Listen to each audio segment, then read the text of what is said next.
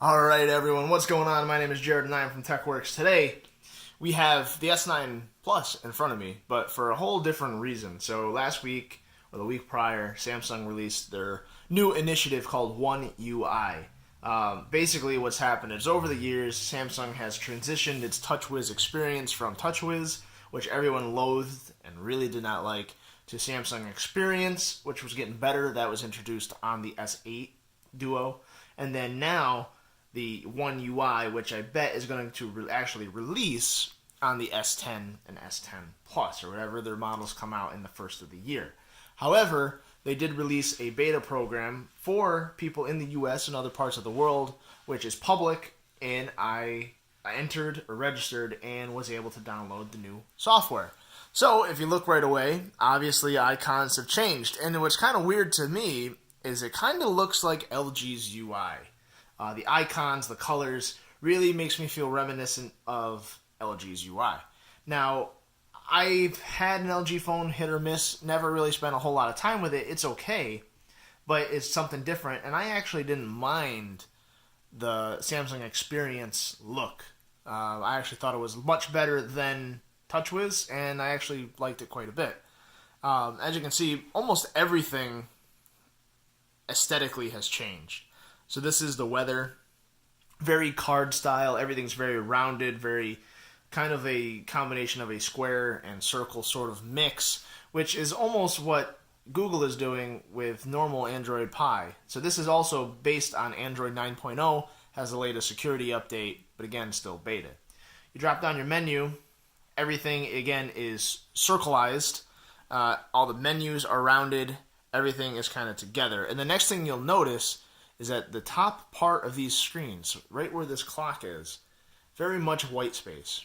If I go in here to my messages, again, we have about a third of the screen being used just to say messages. Now, if I go into a conversation, that does indeed change, but everything has that heading. And from what I've been reading, it's because they wanted to have it be easier for you to reach what's going on the bottom half of your phone, move all the stuff that you touch, again, like these alarms, anything that they have, not so much the gallery, but anything that Samsung is doing, it seems like what is important is dropped down just a little bit for you.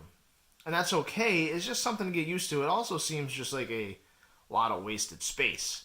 The next thing that has changed also, which people are kind of sort of not pleased about, is the idea that now free themes are going to have a time limit. So they're going to be like free for 7 days or however long they want it to be. They're going to be able to limit you. Instead of having free themes in the Samsung store, you're going to now have to purchase them if you want to continually use them, or you'll just bounce around from theme to theme. Basically, and also Bixby has changed a little bit. So this is even more updated, a more updated look than on the Note 9. So Note 9 had Bixby 2.0, which was certainly a little better than Bixby, I guess, 1.0 or whatever the version was on the normal S9. But now, again, this has all these cards, and right as you go in, you have a top part which just says hi in your name, and then all your stuff becomes below it in these square circle cards. I haven't truly used Bixby, the voice recognition yet, because Bixby's kind of still, it's still not awesome. But everything else has more or less changed aesthetically. Not a whole lot has changed functionality-wise. So you have different buttons for your back, home, and recents. Your recents have also changed. You now get a very much horizontal style, just like the Pixel 3 and 3 XL with Android 9.0. So I guess we're getting kind of unified. Barely. We're almost there. Kind of, sort of. Your app switcher has basically stayed the same as far as when you swipe up to get more of your apps. And so far, the beta has been very stable. I haven't noticed really anything deal-breaking except for when I first started, I had Good Lock installed, and that just was not having it. If we move the settings, the same changes have also hit the settings. So Samsung settings have always been a little bit different than anyone else's. All the setting menu has also changed. Here was the change notes. Notifications, you can reply directly from the panel. So a lot of these were Android 9.0 updates. Samsung keyboard has changed. Device care, which was formerly device maintenance. Always on display got some different things. Samsung DeX got updated so you can just use the HDMI to USB-C. You don't need the dock, just like the Note 9. You can sort your call history. I mean, if you want to read through, there's definitely going to be a changelog online if you ever want to read through it. But again, what I have seen has been mostly aesthetics. One UI brings changes to pretty much everything. I think even Samsung Health. Samsung Health even got the little square circle design going on. And I always like Samsung Health as a app, as a suite of I guess as a suite of apps for health tracking. It always seemed to work very well, and Google Fit has gotten better, but when I had a Galaxy Watch, Samsung Health was important. So, what do I think so far? Well, my biggest problem always with Samsung has not been their hardware. Their hardware has always been great. Their tech has been fine. Their batteries, besides the Note 7, have been without issue. The real problem came for me in software updates. And the thing is that if they were working on this one UI for such a long time, Samsung had months. I mean, Android 9.0 has been out now since early fall. It is now mid-November, and we are just getting a beta. Not even a real release, a beta release for Android 9.0. Now, other phones like OnePlus 6 have already released with that. Other phones like the Huawei Mate 20 Pro have already released with Android 9. Xiaomi has released MIUI 10, again, based on Android 9.0. This update should have been pushed or made available earlier, at least in my opinion. Now, I am a T-Mobile device. This is a T-Mobile branded Note 9, or not Note 9, S9 Plus, and I got this the same time as everyone else. Now, T-Mobile and other carriers have been getting updates quicker than unlocked models. Again, doesn't make a lot of sense. So my problem with Samsung is still the fact that updates take forever. And yes, I know they have to pass through 2 layers, but the thing is, if other manufacturers can do it, if other manufacturers can push it out, even onto their unlocked models, so for that I will loop in Google and Huawei. Their unlocked models have it. They've had it for a while. Even, Google Pixel 2 XL has gotten Android 9 quicker than the Note 9, which was released a literal year later. So my problem is still with that. It's a step in the right direction. Again, they did this beta program last year, and things went pretty well with it. But they still got to keep going. As far as the update, aesthetically it is different. Functionally, not much different.